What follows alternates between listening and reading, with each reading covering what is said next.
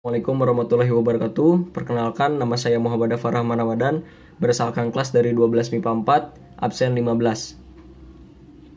Dalam video dan kesempatan kali ini, saya akan memaparkan serta menampilkan dampak dari kemajuan ilmu pengetahuan dan teknologi serta dalam melaksanakan salah satu penugasan mata pelajaran PPKN kelas 12 yang tentunya erat kaitannya dengan kehidupan kita di masa pandemi ini. Di tahun ini dan sebelumnya, kita dituntut untuk kemudian melaksanakan segala aktivitas di rumah saja karena terbatas oleh endemi yang hingga saat ini sudah menjadi pandemi. Sudah kita ketahui bahwa daulat kita hanya bisa meningkatkan fleksibilitas untuk kemudian tidak mengambing hitamkan situasi dan kondisi seperti ini untuk tidak mengambil peran apapun. Penunjang produktivitas kita selama pandemi ini yang tentunya memiliki peran cukup penting. Salah satunya yaitu ilmu pengetahuan dan teknologi atau kerap disapa IPTEK. Lalu timbul satu pertanyaan, apa sih IPTEK? Menurut artikel yang saya baca di internet, ilmu pengetahuan dan teknologi ini adalah sumber informasi yang dapat meningkatkan pengetahuan serta wawasan kita di bidang teknologi.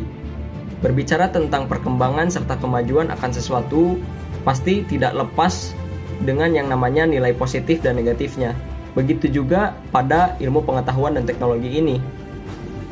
Sebetulnya tidak ada yang salah ataupun tidak ada sama sekali nilai negatif dari perkembangan serta kemajuan ilmu pengetahuan dan teknologi. Namun karena man behind the gun, akar dari permasalahannya. Jadi tergantung dari penggunanya akan digunakan secara bijak atau sebaliknya. Kemudian apa saja sih nilai atau dampak positif dan negatif dari kemajuan ilmu pengetahuan dan teknologi ini agar kemudian kita memiliki alasan untuk bisa bersyukur dan bahan perenungan untuk bisa menghindarinya. Dampak positif. Yang pertama, berinteraksi tanpa batasan ruang. Perbedaan letak wilayah di zaman IPTEK ini tidak menjadi hambatan dalam berinteraksi.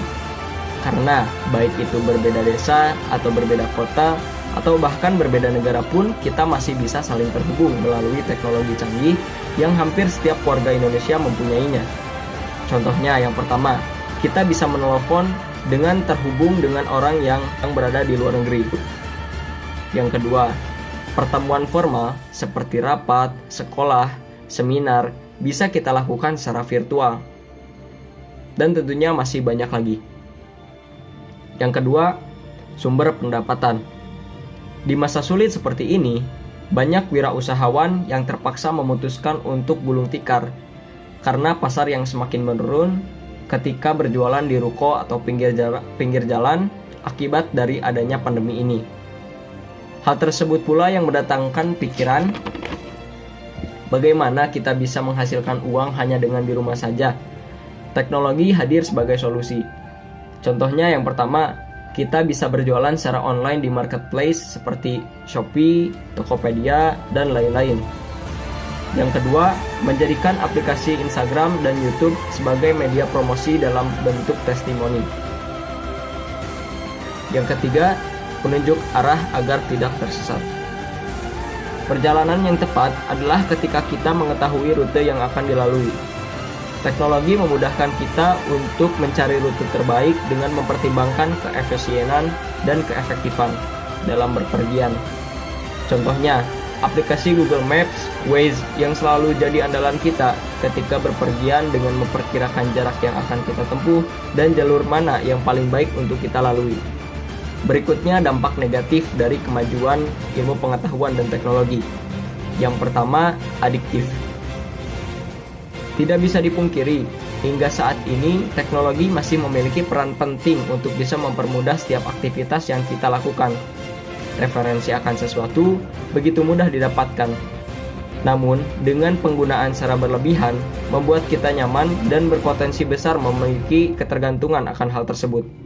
Contohnya, ketika kita mencari tempat makan terbaik di suatu kota, kita tidak hanya terbatas untuk kemudian memutuskan bertanya kepada orang di sekitar yang akan mengeluarkan tenaga lebih. Tetapi saat ini, dengan mudahnya kita hanya dengan membuka ponsel dan bertanya pada Google, semua itu terpenuhi secara efektif dan efisien. Yang kedua, alergi pada sosialisasi. Berkaitan dengan dampak negatif sebelumnya, hal ini diawali dengan adiktifnya kita terhadap teknologi. Dengan penggunaan secara berlebihan, alih-alih kita merasa lingkungan di sekitar tidak semenarik dan tidak sepenting yang ada pada layar ponsel kita.